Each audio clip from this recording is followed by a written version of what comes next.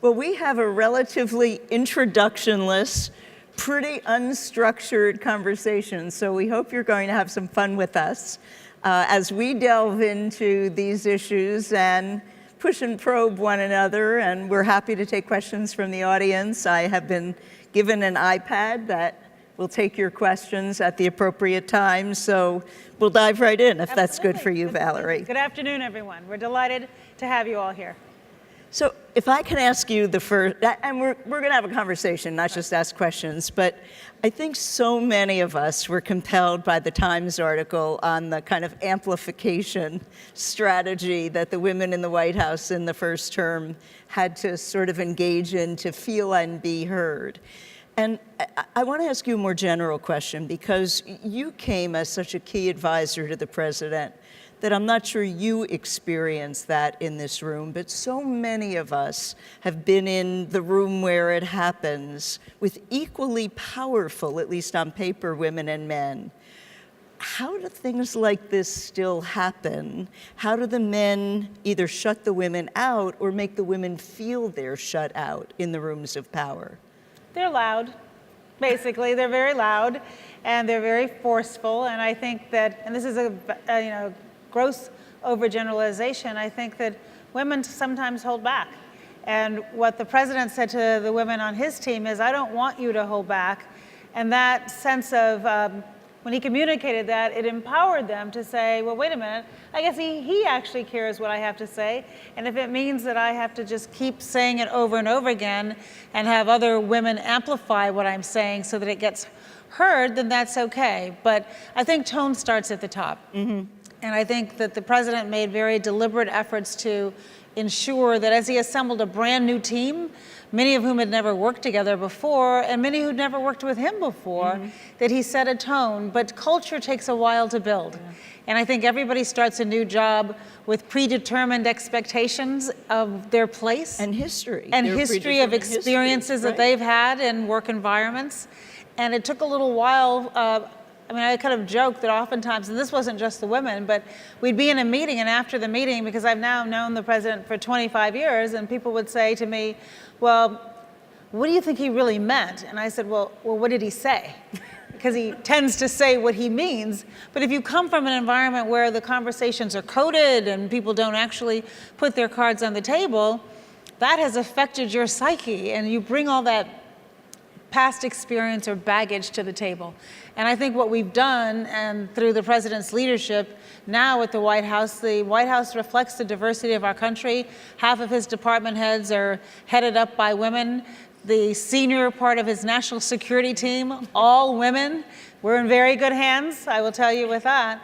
And I think that sets the tone, and it starts to build the kind of culture that I think is actually the best work environment and creates the most creativity and ingenuity and diversity of opinions, and you bring the most talent to the table.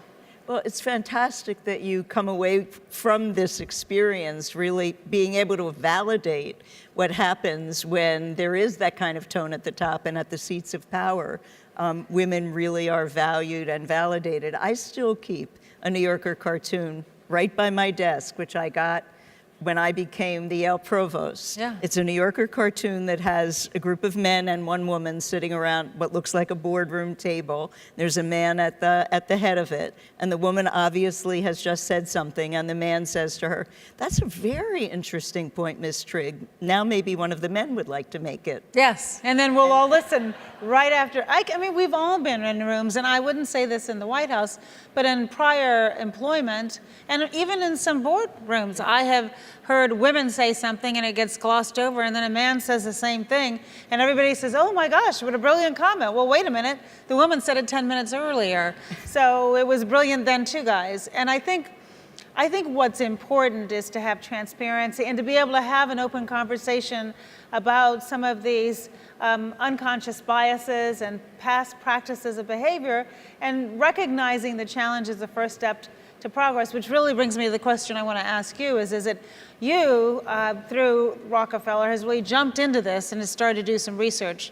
And I think your research sets a very good context for our conversation today. So can you take a minute and describe it? Yeah, well, some of the obvious data, I think, are very well known. Only 5% of the Fortune 500 women CEOs are women, and that number may go up and down a little, but it doesn't seem to change. When there are an equal number of men and women in the C-suite and they're in equal roles, so you look across a large number of corporations, significantly more men not at the CEO level get invited to serve on corporate boards than women do.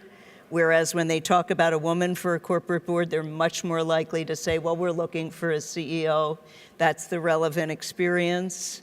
And yet, look at the data that when we peeled underneath it, there's a very good evidence base coming out of several leading business schools that companies that have women as CEOs have 15% higher stock prices. Now that's great news, but there's an even more recent study showing that if the press pays too much attention to a woman as CEO, it starts to lower the stock price back down again. So when you think about this fulcrum, this sort of balance that women are perched on in the corporate sector, and then of course there's data that we didn't uncover, but they're in the most recent Fortune magazine article, and I want to read these statistics because they were so stunning to me, and I've been doing research on this for so long. They talk about a glass cliff, and they showed that 42% of women, as opposed to only 22% of men, are appointed CEOs when the company's having a really tough time. So the argument is they put women in a role when the company's in a precarious position, and then they're more willing to push her off if it doesn't succeed. So between 2003 and 2013, 38% of women CEOs were forced out, 27% of men.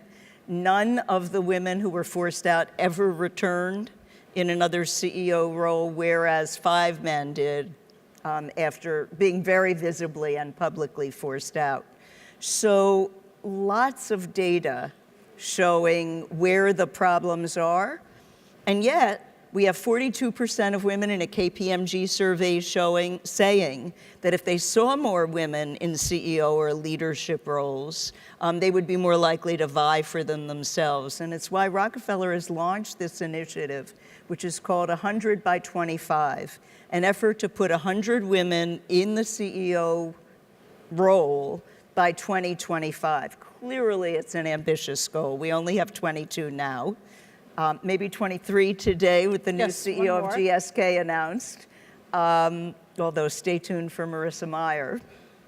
So we are really doing things which we think could make a difference, not only working as many have before us on getting more women on corporate boards, but we are actively collaborating with executive search firms, some of the biggest ones in the country and actually in the world.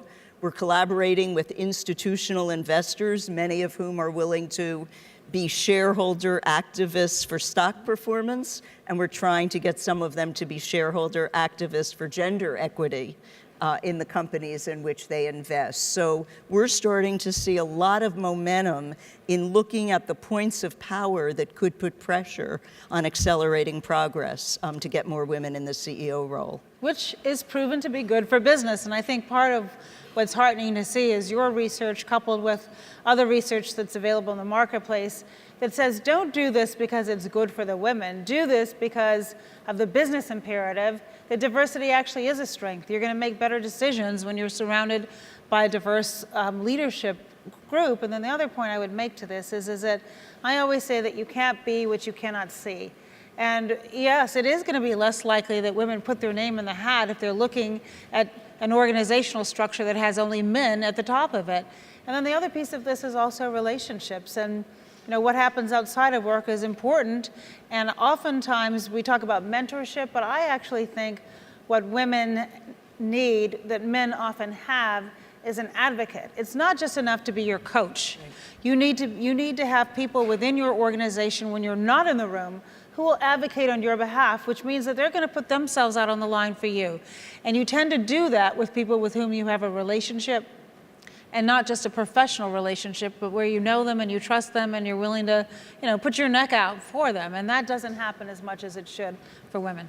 I agree with that, and I've had advocates throughout my career, Valerie, and I'm sure you have too, and they've been men. Yes. So unlike role models, which are women, whom other women can learn from and look up to, advocates are any gender. They're the people who are out there for you, really pushing for you, telling you, and sharing their own failures and strategies, not just telling you about their successes. That is so incredibly important, and a lot of women feel that they don't get that kind of advocacy from other women. Yep. And so there's a role for women in this too.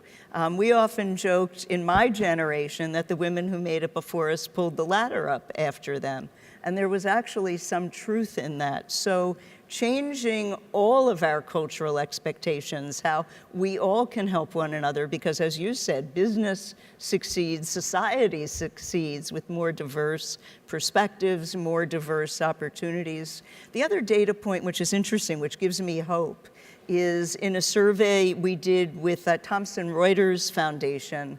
We found an overwhelming number of millennials who really believed in their working generation there would absolutely be pay equity. They said they would absolutely advocate for it, and they wouldn't work for companies, both men and women in this survey. They wouldn't work for companies that weren't able to show evidence of pay equity. So that makes me really optimistic about the future. Well, this next generation is very different, and you and I are close enough in age that you'll probably agree. I can remember when I first started working, I was practicing law. It would have never occurred to me to have asked, what kind of paid leave program do you have? What kind of sick leave program do you have? There are 43 million Americans that don't have a single day of paid sick time, and we're the only developed country in the world that doesn't have a paid leave program. And so if we expect to be globally competitive and compete for talent, not just to get the talent in the door, but to keep the talent once it's in the door, then we're going to have to recognize that these 21st century workplace issues and initiatives have to be there in order for us to keep the talent.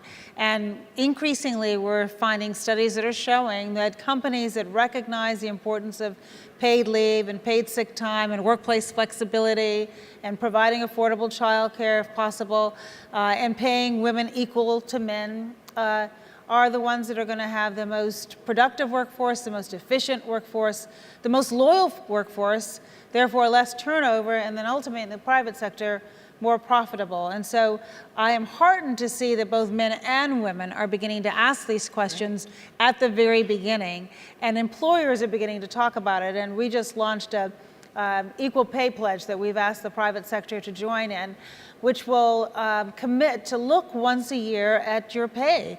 Oftentimes, companies don't even recognize that they're paying women and men unequally. And so if you at least look at it and take a hard look at what sort of unconscious biases occur in your companies and the structural impediments to women progressing, and then how equal pay fits in the broader context of the other working family issues I described.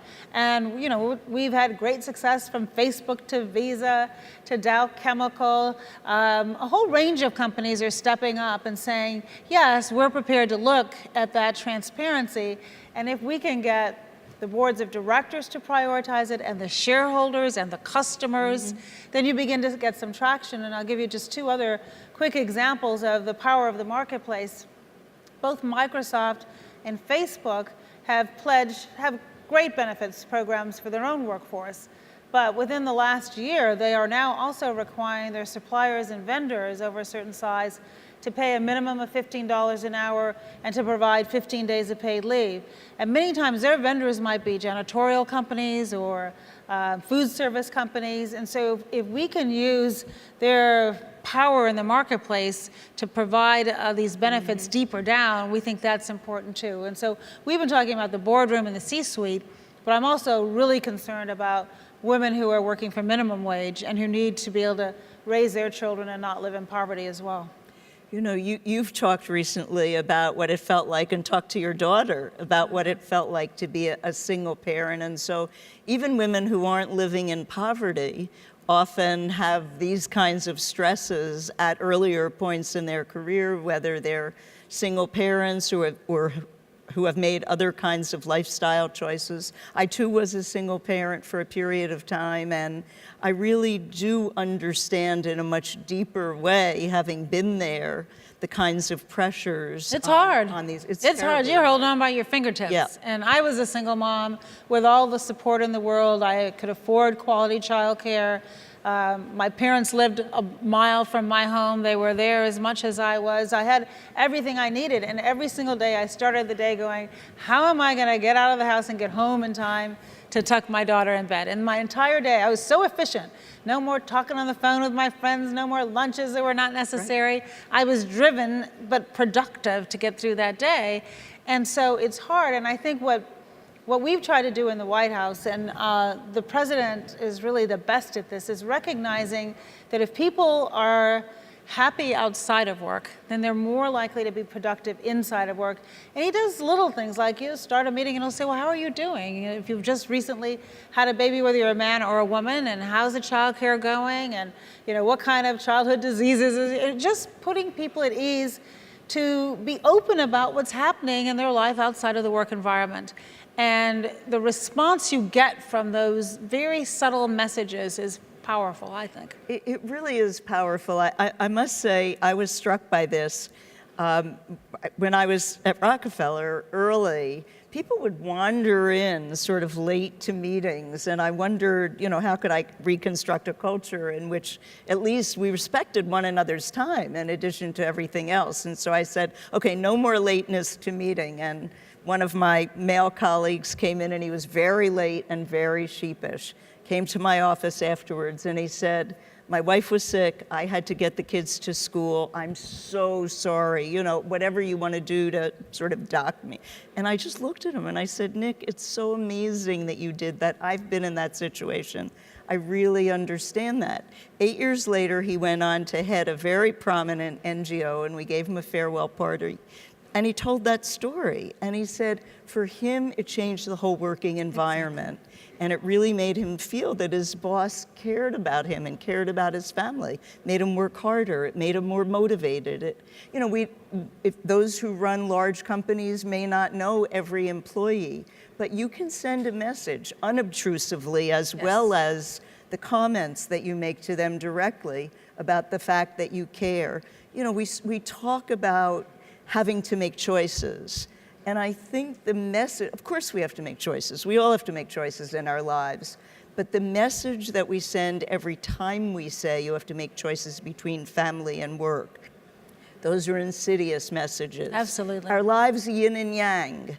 And so we're always sort of 1/3 family, 1/3 work, 1/3 friendship and whatever, in that perfect circle. But it's always moving around, and we ought to have a business environment that not only tolerates that, but recognizes the realities of human life and encourages people to be real. They will work harder. And to not feel, creating a culture where you don't feel like you have to be dishonest about what's happening outside of the work in order to be valued inside of the work. And so, oftentimes, and you guys may have been in this situation where a guy will say, I have to leave early because I'm going to take my child to, some after-school program.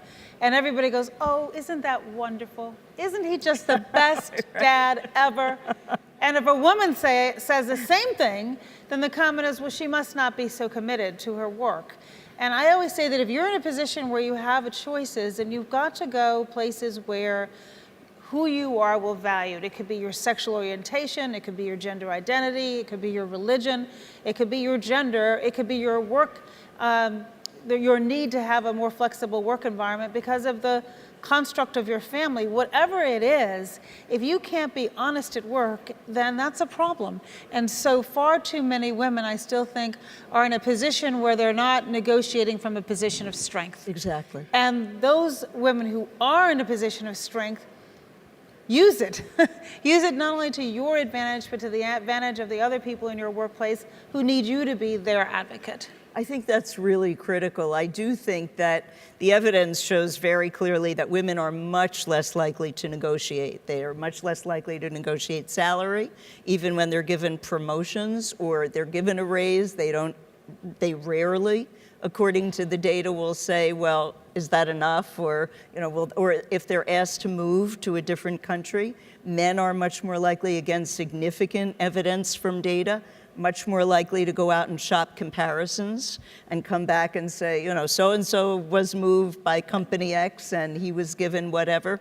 Women are much less likely to do that. So feeling that you're empowered enough to negotiate and that you're not going to suffer the consequences, but you do suffer the consequences. What Valerie's saying is profound.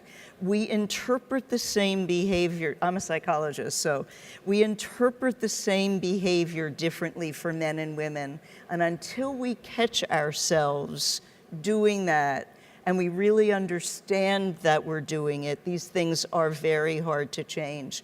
I am sure in your career over and over again, behaviors that you engaged in, and certainly my career, were called aggressive or overly ambitious or whatever those negative terms are. And for men, they were committed, they were eager, they were... Well, this may surprise you. I was kind of chuckling because, yes, I've been called all those words plus more. But also, I learned a very important lesson from an advocate and mentor of mine who happened to be a woman. When I practiced law a lifetime ago, very early in my career, I had a client when I worked for the city of Chicago in the law department who was a woman, and she was the mayor's assistant for finance and development.